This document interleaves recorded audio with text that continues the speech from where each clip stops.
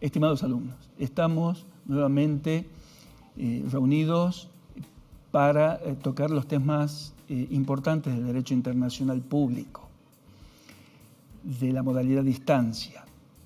Uno de los temas más importantes que se nos presentan y con algunas complicaciones para los alumnos es el tema de la incorporación del derecho internacional público al derecho interno. Es decir, esto de incorporar el derecho internacional al derecho interno presenta una serie de variaciones, no solamente en su estructura, sino también en la bibliografía.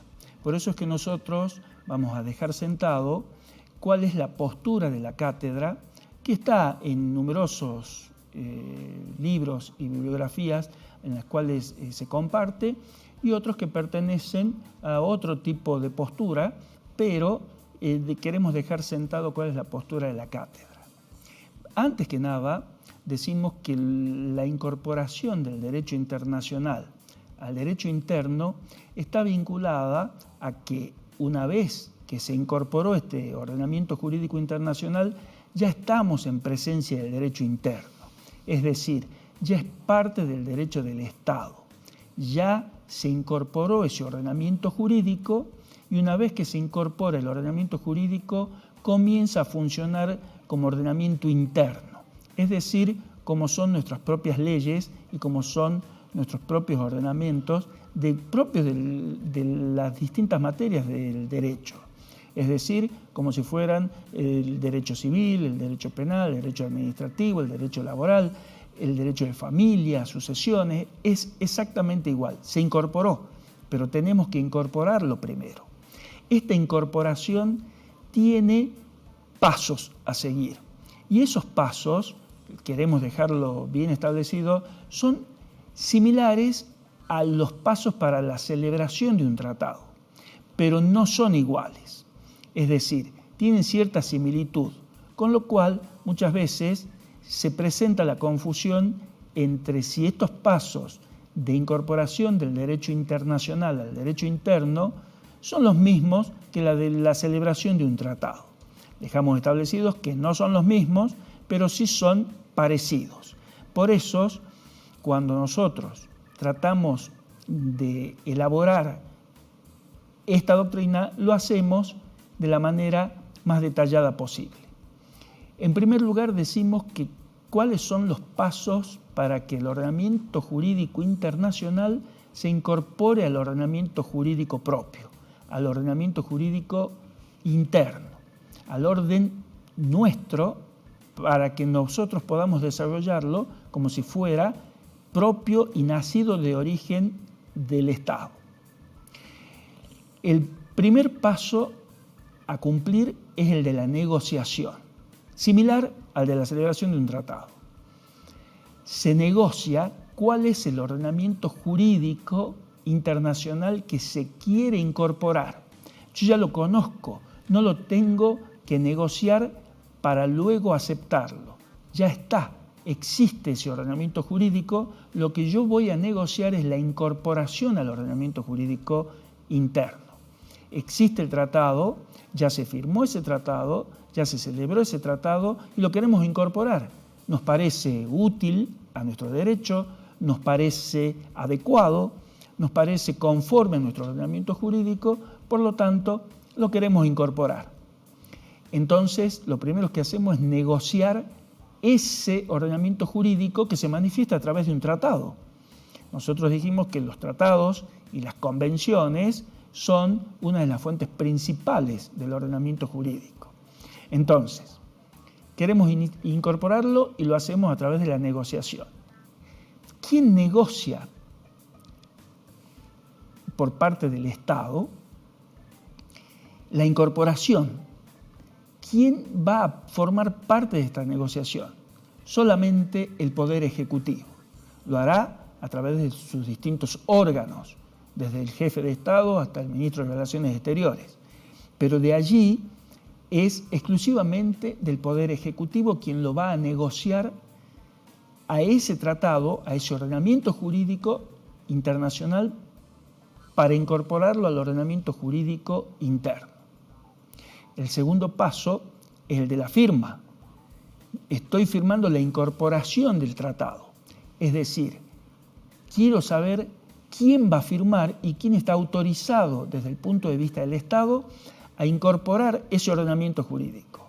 Y también es el Poder Ejecutivo, a través de sus órganos, quien debe necesariamente participar en esa firma para que se incorpore el ordenamiento jurídico internacional al ordenamiento jurídico interno. Esta firma promueve la necesidad de que ya llegue a nuestro ordenamiento jurídico ese tratado que se quiere incorporar, ese ordenamiento jurídico internacional que se quiere incorporar. Y si ya llega a nuestro Estado, lo hace a través del Poder Legislativo, porque es quien tiene en sus manos el tercer paso a seguir para incorporar el ordenamiento jurídico internacional al ordenamiento jurídico interno. Y es a través de la aprobación de esa incorporación que la hace el Poder Legislativo. Se aprueba que ese ordenamiento jurídico, que ese tratado internacional, entre al ordenamiento jurídico interno. Pero por supuesto no termina allí el proceso. Se requiere de un paso más que lo hace el Poder Ejecutivo y que lo hace como con cualquier ordenamiento jurídico, es decir, leyes dictadas por el Congreso. Se necesita que ese tratado que se ha incorporado, porque ya ha cumplido la función de su aprobación, de su negociación y de la firma, llegue a manos del Poder Ejecutivo para que éste lo ponga en actividad. Es decir, promulgue este ordenamiento jurídico internacional y ya sea ordenamiento jurídico propio. Ahora, aquí nosotros hacemos un alto. Y el alto lo hacemos porque empiezan las confusiones en el estudio de la incorporación del ordenamiento jurídico internacional al ordenamiento jurídico interno. ¿Por qué decimos esto? Porque luego de estos pasos, y recién luego de estos pasos, nosotros podemos hablar de si nos encontramos en una postura del derecho monista o dualista. Nunca antes. Es decir, se tienen que cumplir estos pasos necesariamente de incorporación del ordenamiento jurídico internacional al ordenamiento jurídico interno para saber si somos monistas o dualistas. Y esto de ser monista o dualista no es caprichoso, es simplemente una política de Estado a los efectos de determinar en qué rol se encuentra, cuál es el valor que se le da a ese ordenamiento jurídico interno, porque ya pasó por los pasos y dejó de ser ordenamiento jurídico internacional para ser ordenamiento jurídico interno. Si estamos en una postura monista, consideramos lo básico y clásico, es decir, se considera al derecho como uno solo, porque tiene un solo método, una sola especie de investigación, un solo sentido que se le da al ordenamiento jurídico. Si somos dualistas, entonces tendremos en cuenta de que existe aquí dos aspectos a tener en cuenta. Uno, que es el ordenamiento jurídico propio nacional, y otro, que es el ordenamiento jurídico internacional. Por lo tanto, no existe aquí una conjugación de ordenamientos. No estamos hablando de un solo ordenamiento jurídico. Estamos hablando de que existe acá un ordenamiento jurídico interno que tiene un método, una elaboración, un proyecto, una finalización, y también de un ordenamiento jurídico internacional que tiene otro método, otro sistema, otra valoración y hasta distinto sentido en cuanto a la orientación de la selección jurídica que se hace de su contenido. Ante esto, decimos y anticipamos que nuestro ordenamiento jurídico es el que está dentro del monismo. Este monismo, a su vez tiene una clasificación. Esta clasificación nosotros decimos que el monismo puede ser monismo internacionalista o monismo nacionalista. ¿Qué significa esto? Que a pesar de ser un solo ordenamiento jurídico, no se niega la existencia de un ordenamiento jurídico internacional, sino que ya se incorporó, como vimos con los pasos, y decimos que este monismo internacionalista determina que el ordenamiento jurídico internacional se encuentra por encima del ordenamiento jurídico nacional, una vez incorporado. El monismo nacionalista establece que, si bien se ha incorporado el ordenamiento jurídico internacional, el monismo nacionalista hace predominar el ordenamiento jurídico interno por sobre el ordenamiento jurídico internacional que se incorporó. Por lo tanto, acá tenemos una discusión y la que tenemos que aclarar. Nosotros somos monistas internacionalistas, pero dentro del monismo internacionalista también existe una doble clasificación: el monismo internacionalista moderado y el monismo internacionalista absoluto. El monismo internacionalista absoluto dice que el ordenamiento jurídico internacional se encuentra por encima del ordenamiento jurídico interno, cualquiera sea este. En cambio, el monismo internacionalista moderado dice que el ordenamiento jurídico internacional se encuentra por encima de todo el ordenamiento jurídico nacional menos la Constitución Nacional. Este es el criterio que la cátedra adopta respecto de la incorporación del ordenamiento jurídico internacional respecto del ordenamiento jurídico interno. Es decir, somos monistas, internacionalistas, moderados. El derecho internacional prevalece por encima del derecho nacional menos el derecho nacional interno, que es la Constitución Nacional. ¿Cómo lo podemos explicar y fundamentar? Antes de ello, es importante destacar que nosotros decíamos que luego de los pasos de incorporación del ordenamiento jurídico internacional al ordenamiento jurídico interno, teníamos que trazar una línea y ahí recién determinar si somos monistas o si somos dualistas.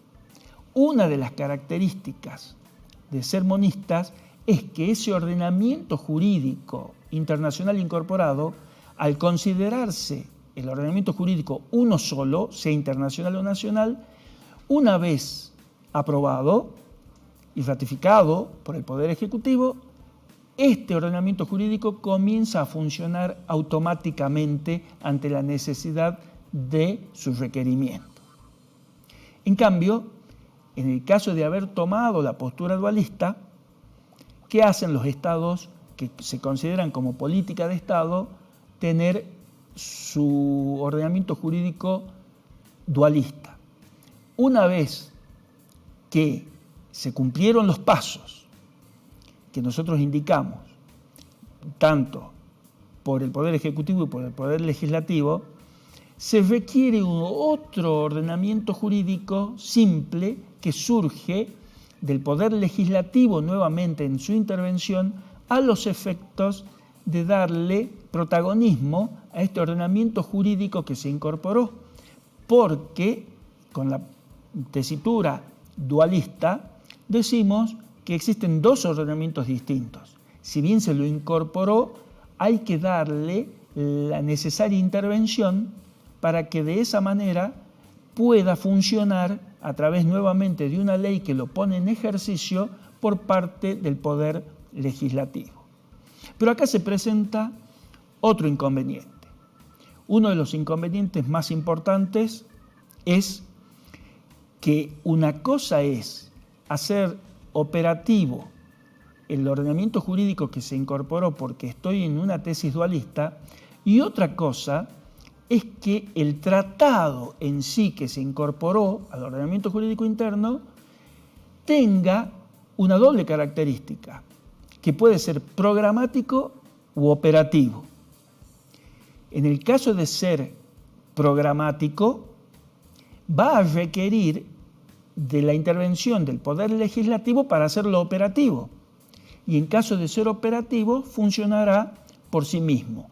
Todo esto es independiente de si soy monista o soy dualista. Por eso, en el ordenamiento jurídico interno de nuestro Estado, al cual, repetimos, somos monistas internacionalistas moderados, porque consideramos que el derecho internacional que se incorporó está por encima de todo el ordenamiento jurídico menos de la Constitución, a veces estos tratados son operativos y funcionan directamente. Y a veces este tratado es programático, requiere de la intervención del Poder Legislativo para hacerlo operativo, por lo cual no significa de que estemos en una postura dualista. Simplemente es la característica que tiene el tratado para hacerse operativo. Con esto, nosotros dejamos en claro entonces la postura. Y ahora la fundamentamos. Con la reforma de la Constitución en el año 94, se estableció una sola parte de la Constitución es la que se modificaba, dejando a la otra parte en su estado natural, es decir, como ya venían funcionando. Allí, en esa parte que se modificó, se incorporó en el artículo 75, inciso 22, una serie de tratados internacionales a los cuales se le denominó que eran estos tratados con raigambre constitucional, es decir, que le daban una participación por encima de los otros tratados, pero que lo ponían en una igualdad con la Constitución Nacional. Tenían raigambre constitucional. Para ello es que se necesitó, por supuesto, tener una mayoría grabada a los efectos de que sean incorporados. Pero se incorporaron en el 75, inciso 22.